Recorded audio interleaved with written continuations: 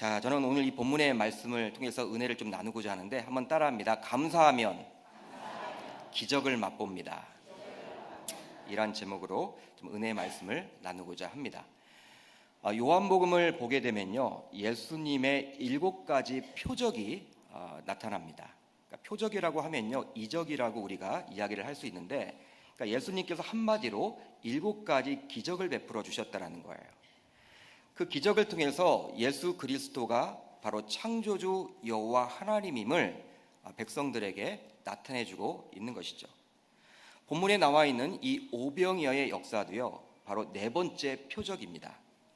그런데 오늘 우리가 읽었던 요한복음 6장에만 이 오병이어의 기적 사건이 나타나 있는 것이 아니라 바로 마태복음 14장에도 있고요, 또 마가복음 6장에도 누가복음 9장에도 동일하게 나타나 있습니다. 여러분, 사복음서의 저자인 마태, 마가, 누가, 요한 모두 기록을 하고 있다는 것은요, 그만큼 이게 중요할까요? 중요하지 않을까요? 중요하기 때문에. 실제로 이 사복음서를 쭉 읽어보면요, 이 4가지 모두 기록된 사건은요, 예수 그리스도의 십자가 죽음과 부활이에요. 예수의 출생에 대해서도요, 사복음서 모두 기록을 하지 않습니다. 그만큼 우리가 읽었던 이 오병의 역사는요, 우리 주님의 입장에서도 아주 중요한 영적인 일이죠. 그렇기 때문에 모두 기록을 해주고 있는 거예요. 보통 예수님께서 어떤 종류의 기적을 많이 베풀어 주셨습니까? 우리가 쭉 읽어보면 예수님께서는 물 위도 건너시고 여러 가지 여러분 사역들을 하셨잖아요. 어떤 사역이 여러분 대부분이었습니까? 바로 병을 고치는 치유 사역이죠. 불치병, 난치병, 희귀병을 우리 주님은 고쳐 주셨습니다. 요한복음에 나오는 7가지 표적 가운데서도 무려 4가지 표적이 바로 병고침의 그런 표적이에요. 그러나 여러분, 이 치유사역은요, 병을 고침받은 사람들과 그의 지인들, 그의 가족들만 이렇게 영향을 받는 지극히 좀 한계가 있는 사역이 바로 그 사역입니다. 여러분, 우리 주변에도 하나님께서 암을 고쳐주셨다라고 이야기를 하면요, 그분과 연관된 분들만 하나님을 인정할 거 아니에요. 야, 전적인 하나님의 은혜네, 그런 말을 하잖아요. 그런데 오늘 우리가 읽었던 이 오병이어의 역사는요, 남자 장정만 5,000명이 혜택을 입었습니다. 남자 장정만 5,000명이라고 나와 있기 때문에 어린 아이들과 여자들까지 하게 되면요, 최소로 잡아도 약 2만 명의 사람들이 혜택을 입은 거예요. 여러분, 2만 명이 한꺼번에 모여 있다. 여러분, 감이 잘 오지 않죠? 엄청난 숫자입니다. 엄청난 숫자. 제가 있었던 수영록 교회가 주일 출석, 청장년 출석이 한 2만 5천에서 한 3만 명 나와요. 여러분, 제가 이렇게 하루 종일 이렇게 안내를 쓰면서 이렇게 지켜보면요, 여러분, 교회 주변에 장이 섭니다. 자연스럽게 장사진이 여러분 펼쳐져요. 여러분, 사람들이 2만 명이 여러분들 한꺼번에 몰린다. 별걸 여러분 다 팔아요. 시장이 되는 거예요. 시장이. 막 교회에서는 그런 것들 하지 말라고 이야기할 정도로 사람들이 어떻게 그만큼 몰려오는지, 저는 여러분 그걸 지켜봤기 때문에 2만 명 정도가 한꺼번에 모여 있다. 여러분, 엄청난 숫자예요. 그분들이 여러분 가만히 있겠습니까? 그런 기적을 맛보게 되면요, 이제 주변 사람들에게 또 이야기를 하게 되면요, 이건 순간적으로 수십만 명의 사람들에게 퍼지게 되는 영향력이 있는 것이죠. 그렇게 주변에 큰 파장을 일으키는 사건이 바로 이 오병이어의 기적입니다. 배고픔의 문제를 자신들 눈앞에서 순식간에 해결한 예수, 그 예수를 바라보면서 2만 명 이상의 무리들은요, 이제 자신들의 임금으로 삼으려고 해요. 본문 15절을 보면요, 이렇게 나와 있죠. 그러므로 예수께서 그들이 와서 자기를 억지로 붙들어 임금으로 삼으려는 줄 아시고 다시 혼자 산으로 떠나가시니라. 여러분, 표적을 맛본 사람들은요, 이 배고픔의 문제를 해결한 받았기 때문에 이 예수를 붙들어서 무엇으로 삼으려고 했다? 임금으로 삼으려고 하는 거예요. 임금으로. 혹시 여러분들 가운데 나는 먹지 않아도 살 수 있다, 여러분 손은 들지 마시고, 그런 분들이 있으십니까? 나는 먹지 않아도 살 수 있어. 여러분, 손을 들면요, 창피할까 봐 빨리 병원에 가셔야 되니까. 여러분, 우리 인간은 누구나 먹어야 돼요. 안 먹으면 여러분 살 수가 없습니다. 저는 곰곰하게 오늘 감사에 대한 이야기를 오늘 나누는데요, 무엇이 감사할까? 어떤 분들은요, 아주 큰 것들만 자꾸 감사를 하려고 하는데, 우리가 여러분 밥을 먹고 또 여러분 잠시 시간이 지나면 배가 고파집니까? 배가 고파지지 않습니까? 배가 고파지죠? 그것 자체가 여러분 감사인 거예요. 아프신 분들은요, 여러분 배고프지 않아요. 예. 여러분 이 배고픔의 문제를 어떻게 해결할 것인가? 항상 여러분 고민을 하죠. 인간은 누구나 무엇을 먹느냐 하는 질의 문제를 떠나서 우선 배고픔이 없어야 합니다. 그러기에 이런 배고픔의 문제를 해결하려고 예로부터 많은 사람들이 노력을 했지만 이게 쉽지 않은 문제예요. 보통 미국 하면 세계 초강대국으로 이야기를 합니다. 미국의 정치 수도는 워싱턴인데 경제 수도는 뉴욕이라고 이야기를 해요. 근데 우리가 보통 뉴욕 다녀오신 분들도 아실 거예요. 야, 굉장해. 이 마천루와 높은 빌딩 사이에 차들도 많고, 야, 대단해. 얼마나 편리한 도시인지 몰라. 그러니까 관광을 다니신 분들은 주로 그것만 보고 오죠. 또 우리가 TV를 통해서 뭐 영화를 통해서거나 아니면 방송을 통해서 뉴욕의 모습을 보면요, 얼마나 아름답습니까? 근데 실질적으로 뉴욕에서 이게 사역하시는 선교사님들이나 목사님들을 만나게 되면요, 미국이 세계 최대 도시답게, 뉴욕이 세계 초대 도시답게 그렇게 거린들이 많다는 거예요. 밥을 굶는 분들이 그렇게 많다는 거예요. 그러면서 저는 그 이야기를 듣고 좀 충격을 받았습니다. 그렇구나. 서울도 마찬가지겠지만 뉴욕도 역시나 지금도 세계 초강대국인 미국조차도 이 배고픔의 문제를 해결하지 못하고 어려운 분들은 존재하는구나. 여러분, 현재 우리나라도 마찬가지죠. 비정규직의 문제, 청년 실업 문제, 가계 부채 문제 등이 바로 시급하게 처리되어야 될 문제들입니다. 나라는 점점 잘 산다고 하는데 빈부격차는 점점 커지고 있어요. 보통 도숙인들과 이 독거노인들 이렇게 식사를 제공하는 그 사역들, 혹시 여러분들 가운데 참여하신 분들이 있는지 모르겠는데요. 저는 이전 사역지에서 좀 이렇게 자주 가서 이렇게 섬겨본 그러한 일들이 있습니다. 교구마다 이렇게 항상 부산 진역에 가서 어렵고 힘든 사람들에게 밥을 퍼주는 그 사역들을 지속적으로 좀 했는데요. 가서 보면요, 깜짝 놀라요. 여러분, 맛있는 것 주는 것도 아닌데 이 그냥 무료로 우리가 음식을 나눠준다고 하면요, 수백 명이 여러분 항상 옵니다. 줄을 확 서 있죠, 여러분. 얼마나 심각한지를 피부로 느낄 수가 있겠더라고요. 이런 문제를 우리 주님이 한순간에 해결했으니 그것을 직접 목격한 사람들은 예수를 자신들의 임금으로 당연히 삼으려 했을 것입니다. 본문을 보면요, 예수께서는 이제 한 아이가 가지고 있던 보리떡 5개와 물고기 2마리를 가지고 남자 장정만 5,000명을 배불리 먹이십니다.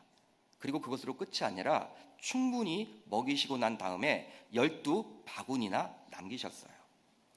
여러분, 이 오병이의 사건은요, 우리가 너무나 잘 읽었고 또 묵상하고 알고 있는 내용이기 때문에 또 새롭게 설교를 뭔가 하려고 하면요, 참 부담이 되는 본문 가운데 하나입니다. 그러니까 목회자 입장에서는요, 성도님들이 잘 모르는 그런 본문을 가지고 설교를 하면요, 은혜를 여러분 쉽게 받지만 너무나 여러분들 알고 있는 내용이기 때문에 쉽지 않아요. 저는 근데 이 본문을 묵상하면서 이 11절 말씀이 제 뇌리 속에 계속 여러분들 있게 되었습니다. 머릿속에 계속 떠오르는 거예요. 여러분, 11절이 중요합니다. 우리 한번 같이 읽어봅니다. 시작. 예수께서 떡을 가져 축사하신 후에 앉아있는 자들에게 나눠주시고, 아멘. 이 11절 말씀 가운데 축사하신 후에, 저는 이 부분에 좀 주목을 했어요. 축사하신 후에. 여러분, 어떤 뜻입니까? 축사를 했다라는 게 여러분 어떤 뜻이에요? 그러니까 우리나라 성경을 보면요, 잘 이게 이해가 되지 않아요. 어떤 의미인지 와닿질 않습니다. 원어를 보게 되면 감사를 했다라는 거예요. 감사를 했다. 실질적으로 영어 성경을 봐도요, 이렇게 기록을 하고 있습니다. gave thanks. thanks란 여러분 단어가 나와 있죠? 바로 감사했다라는 거예요. 그렇다면 여러분들에게 묻습니다. 감사는 과연 쉬운 일입니까? 여러분, 쉽다라고 생각을 하십니까? 특별히 범사에 감사하기는 쉬운 일인가요? 결코 쉽지가 않죠. 그런데 바울은 데살로니가서 5장 18절에서 이렇게 저와 여러분들에게 권면을 주고 있어요. 범사에 감사하라. 이것이 그리스도 예수 안에서 너희를 향하신 하나님의 뜻이니라. 할렐루야.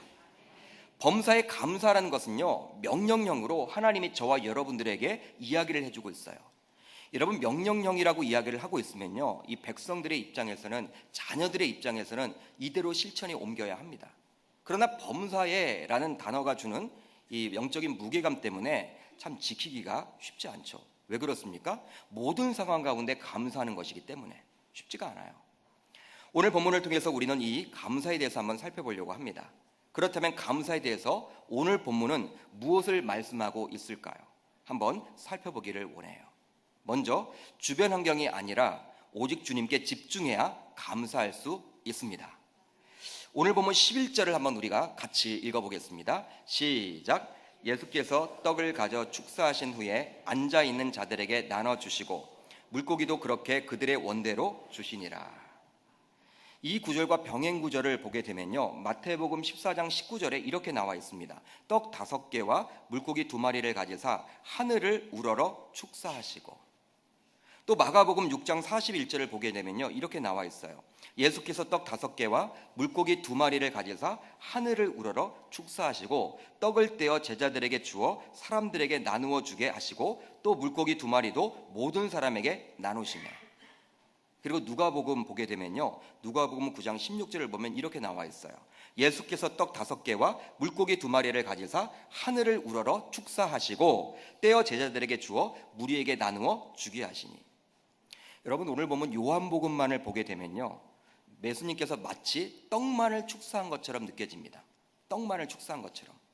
그러나 마태, 마가, 누가 여러분 복음을 보게 되면요, 떡만을 축사하지 않고 이 물고기까지도 축사했음을 알 수가 있죠. 그리고 또 한 가지 봐야 하는 것이 무엇이냐면 병행 구절 모두 나와 있는 하늘을 우러러 축사했다라는 내용이에요. 요한복음을 보게 되면요, 이 축사한 대상이 나와 있지 않습니다. 무엇을 향해서 축사를 했는지 나와 있지 않아요.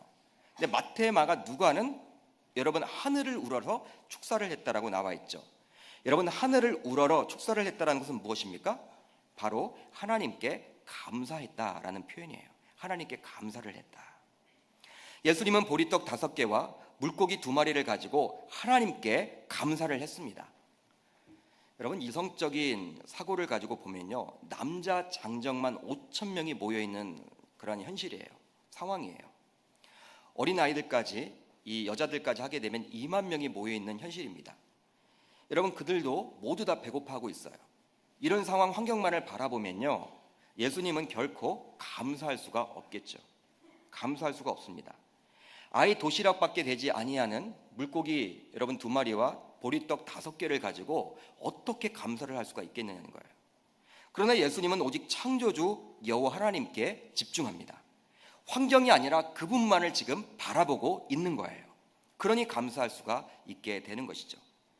지금 자신의 손에는 보잘것없어 보이는 오병이어, 즉 보리떡 5개와 물고기 2마리 뿐이지만 누구보다 크신 창조주 여호와 하나님께서 그것을 마중물로 해서 큰 일을 내실 분임을 그는 알았기 때문에 감사할 수 있었던 거예요.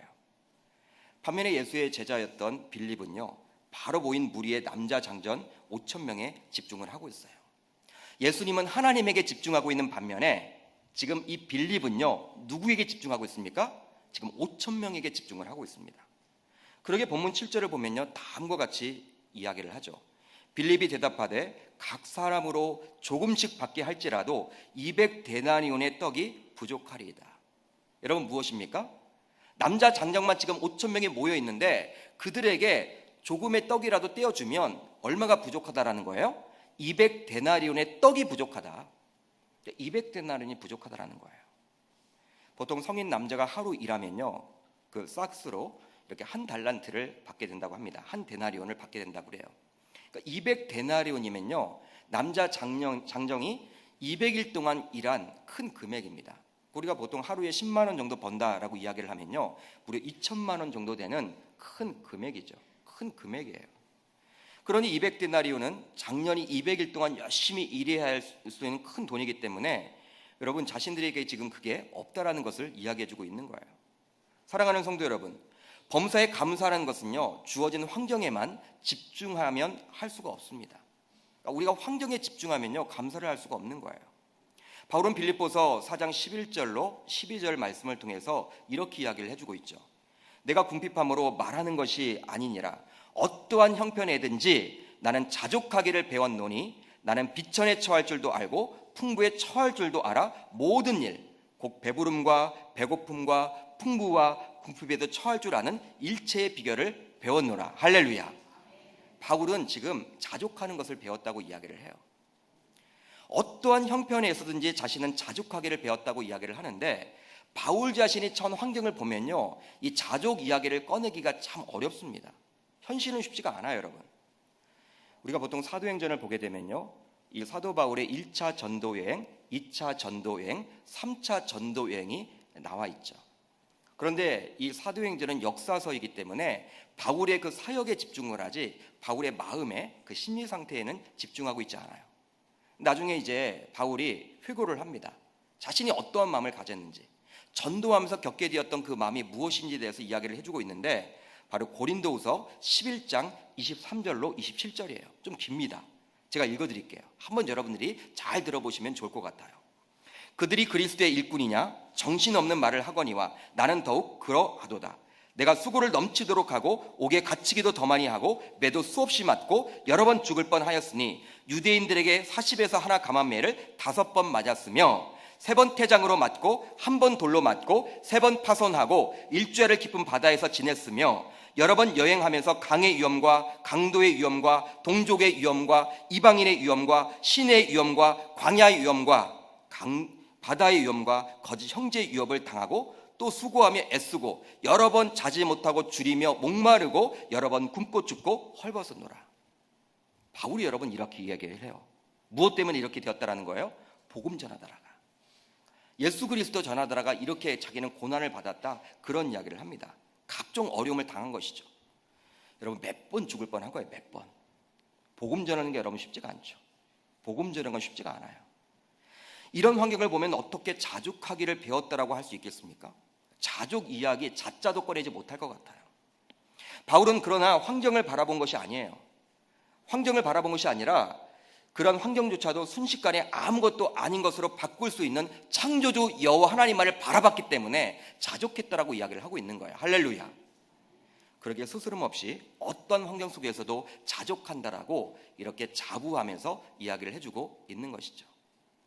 실질적으로 사도행전을 보게 되면요, 이 스데반 집사의 죽음에 대해서 기록을 합니다. 여러분 순교를 당하죠. 사람들이 여러분 돌을 던져요. 여러분 무리가 돌을 던집니다. 우리들 같으면 기뻐할 수가 없겠죠. 여러분 우리들 얼굴에 있는데 두려움이 있을 거예요. 사람들이 돌을 던지면, 군중이 여러분 돌을 던지는데 한두 명도 아니고 그 자리를 피하고 싶을 거예요. 근데 스데반 집사는 얼굴에 기쁨이 있었어요. 얼굴에 광채가 났습니다. 왜 그렇습니까? 돌을 던지는 그 환경에 집중한 것이 아니라 바로 하늘을 쳐다보고 부활하신 예수 그리스도의 그 광채를 받고 천국을 받고 하나님의 보좌를 받기 때문에 그리할 수가 있었던 것입니다. 실제로 빌립보서 자체가 로마 오간에서 사도 바울이 기록한 말씀이기 때문에 옥중서신서라고 우리가 알고 있는데요, 그 안에 있으면서 자족 이야기를 꺼냈다라는 것은요, 바로 오간에 갇힌 환경만을 바라보지 않고 그 오간에서조차 모든 것을 주관하시는 하나님을 바라봤기 때문인 줄 여러분 믿으시기를 바랍니다. 여러분 범사에 감사할 수 있는 것은요, 영적인 논리와 같아요. 범사에 감사하는 것과 이 영적인 논리는 같습니다. 여러분들은 주어진 환경 속에 혹시 집중하는 편이십니까? 아니면 그 환경을 초월하는 창조주 여호와 하나님만을 바라보고 계십니까? 그러니까 세상 사람들과 우리 신자들과의 차이는 무엇이냐면요, 이 땅에 나아가면요, 우리 신자들도 고난을 당해요. 어려움을 당해요. 환난이 있습니다. 문제가 있습니다. 저는 여러분 예수 믿으면요, 여러분 어려움 더 당하신 분을 더 많이 봤어요. 예수 때문에. 보통 우리가 잘못 오해하는 것이 예수 믿으면 복 받는다. 물론 복을 받죠. 그렇지만 그 복이 고난이 없는 복이 아니에요, 여러분. 고난도 당해요. 예수 믿는 것 때문에 승진해서 미끄러질 수도 있고요, 예수 믿는 것 때문에 오히려 손해보는 경우들도 많고요, 예수 믿는 것 때문에 예수 믿지 아니했으면 오히려 더 좋았겠다, 이런 생각 하시는 분도 있을 거예요. 여러분 우리는 세상에 여러분 가치관을 가지고 있지 않고 예수에 여러분 이렇게 믿다 보면요, 세상에서 여러분 얼마나 손해가 있는 것이 많은지 몰라요. 그러나 여러분 세상 사람들과 우리의 차이점이 무엇입니까? 세상 사람들은 눈에 보이는 그 현실만을 여러분 바라보고 그 현실 그 문제 그 문제가 있을 때 그 문제를만 바라봐요. 그렇지만 우리들은 그 문제만을 바라보지 않고 그 문제 너머에 있는 창조주 여호와 하나님을 바라보게 된다라는 거예요. 여러분 하나님께 집중하면요, 그분이 그 문제를 해결한다라는 그 사실을 우리가 알고 있기 때문에 그렇게 하는 것이죠. 오늘 본문에 나온 예수님처럼 저와 여러분들 모두 만나게 되는 환경이 아니라, 문제가 아니라, 염려가 아니라 창조주 여호와 하나님께 집중함으로 모든 상황 속에서도 감사할 수 있기를 주의 이름으로 축복합니다. 여러분, 예수님이 5천 명이 지금 보였다. 그리고 보리떡과 지금 물고기만 보였다. 여러분, 그런 것들만 봤으면요, 하나님께 감사할 수 없었겠죠. 여러분, 걱정됐겠죠. 예수님 입장에서도. 예수님은 그러나 5천 명 숫자가 중요한 것이 아니었어요. 이 보리떡과 여러분 물고기가 중요한 것이 아니었어요. 우리 그것을 넘어서 그걸 마중물로 삼아서 더 크게 일하실 창조주 여호와 하나님만을 바라봤기 때문에 그는 하나님 앞에 감사할 수 있게 된 거예요. 여러분, 현실을 바라보지 마십시오. 현실만 바라보면 답이 없습니다. 여러분, 감사하기를 정말 원하신다면 누구를 바라봐야 하십니까? 그 문제를 해결할 수 있는 그 창조주 여호와 하나님만을 바라볼 수 있기를 주의 이름으로 축복합니다. 다음으로 감사하면 기적을 맛보게 됩니다. 중요한 부분입니다. 한번 따라합니다. 감사하게 되면 기적을 맛보게 됩니다. 본문 13절을 한번 우리가 같이 읽어보겠습니다. 시작. 이에 거두니 보리떡 5개로 먹고 남은 조각이 12바구니에 찼더라. 12바구니에 찼대요. 이 본문만을 보게 되면요, 보리떡 5개로 먹고 남은 조각이 12바구니에 찼음을 알 수가 있었어요. 그러면 여러분, 물고기는 남지 않았습니까? 오늘 이 요한복음만 보게 되면요, 야, 보리떡만 남았나 봐. 이 5천 명이나 되는 이 사람들이 편식을 했나 봐. 역시 물고기를 좋아하지 이 보리떡은 다 남기고 물고기는 다 그냥 없어졌네. 이렇게 생각을 하기 쉬워요. 그게 아니죠, 여러분. 마가복음 6장 42절로 43절을 보면요, 병행 구절을 보면 이렇게 나옵니다. 다 배불리 먹고 남은 떡조각과 물고기를 12바구니에 차게 거두었으며. 여러분, 무엇입니까? 12바구니가 남았는데 그 안에 물고기도 있었고 보리떡도 있음을 보여주고 있는 거예요. 약 2만 명이나 되는 무리들이 풍족하게 배불리 먹고 난 다음에 남은 것이 몇 바구니라는 거예요? 12바구니라는 거예요. 그 안에는 떡과 물고기로 가득 차 있었습니다. 처음 시몬 베드로의 형제인 안드레는요, 예수께 한 아이의 도시락인 보리떡 5개와 물고기를 들고 옵니다. 보리떡 5개와 물고기 2마리를 예수님에게 들고 와요. 가지고 오면서도 그는 다음과 같이 부정적으로 이야기를 합니다. 요한복음 6장 9절 하반절을 보면 이렇게 나와 있어요. 안드레의 말이죠. 그러나 그것이 이 많은 사람에게 얼마나 되겠사옵나이까. 예수에게 이야기를 하는 거예요. 예수님께서 하도 닥달을 하니까, 야, 어떻게 하면 좋냐라고 이야기를 하니까 이 베드로의 형제였던 안드레가 이 아이 도시락을 뺏어 오면서 이게 얼마나 되겠습니까? 기대를 하지 않는 거예요.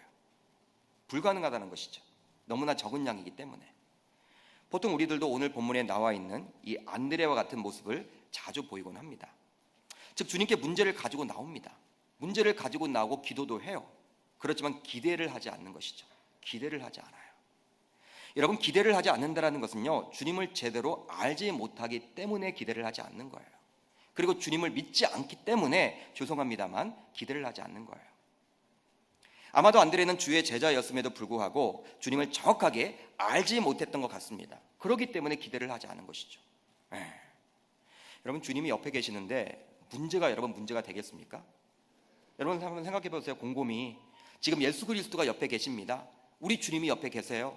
5천 명이 있어요. 남자 장정만 5천 명이 있고 어린 아이들과 여자들까지 하면 2만 명이 지금 굶주리고 있습니다. 여러분, 예수님이 옆에 있다면 제자들의 입장에서는 누구에게 여러분 미루면 돼요? 예수님에게 미루면 되는 거예요. 예수님이 걱정할 문제지 자신들은 걱정하지 않아도 돼요. 근데 자신들이 지금 걱정하고 있어요. 예수님이 있는데.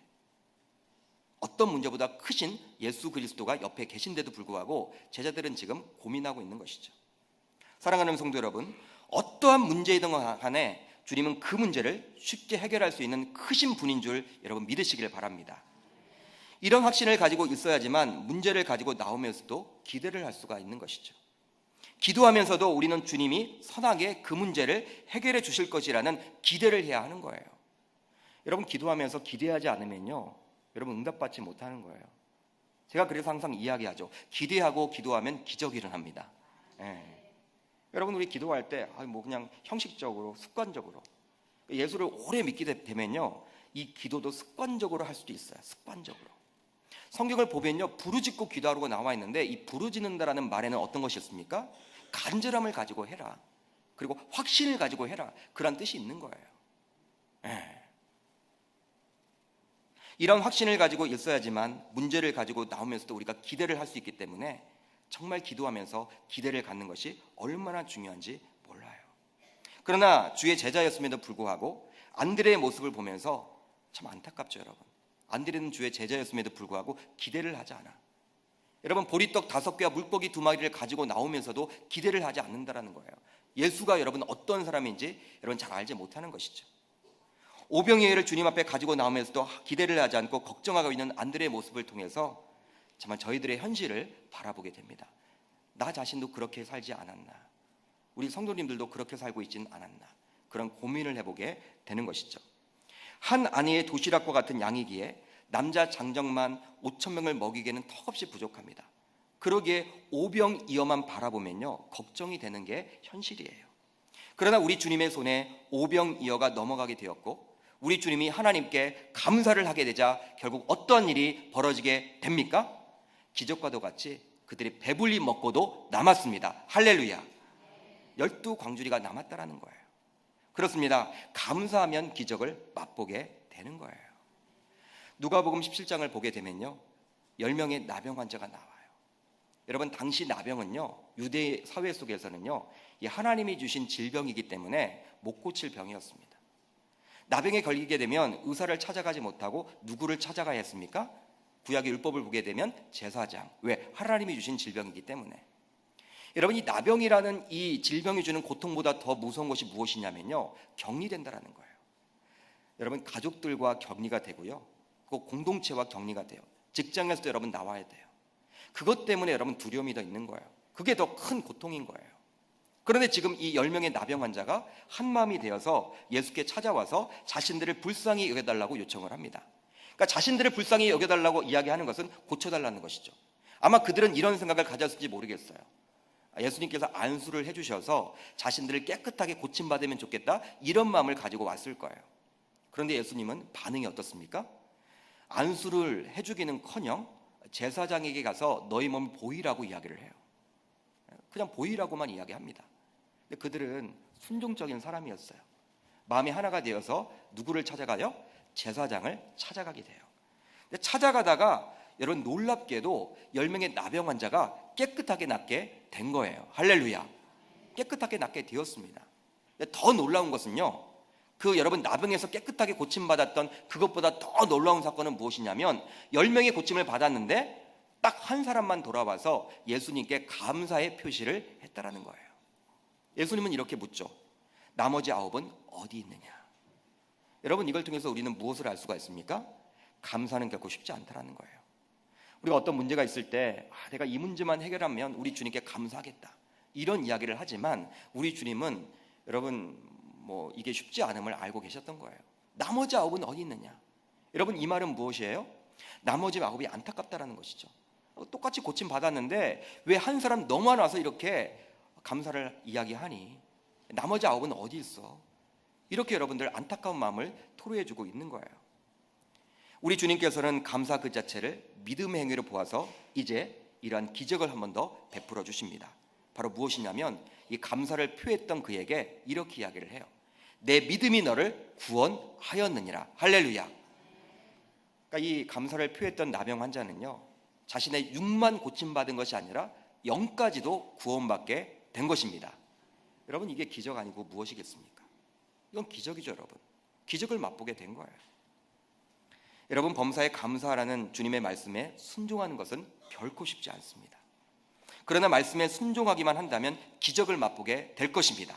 왜 그럴까요? 결코 쉬운 일이 아니기 때문에. 신자라면 어떠한 환경에 처하더라도 감사해야 한다는 것에 100이면 100 모두 동의를 하실 거예요. 여기 앉아있는 모든 분들도 내가 감사해야 한다는 것에 동의를 하실 것입니다. 그러나 막상 어려운 환경에 놓이게 되면 감사보다는 불평과 불만을 많이 하겠죠. 결코 쉽지 않기 때문에 그런 불평과 불만이 나오더라도 우리가 불평불만을 하지 않고 감사를 하게 되면 우리 주님은 기적을 맛보도록 해주실 거예요. 왜? 쉬운 일이 아니기 때문에. 몇 년 전 저는 김희아 집사님이란 분의 간증 집회에 참석한 적이 있었습니다. 제가 간증을 들었어요. 간증을. 김희아 집사님이라고. 아마 여러분들 가운데서도 아마 아시는 분들이 있으리라 생각을 합니다. 이분이 KBS 1에서 방영된 강연 백도시에도 나오신 분이에요.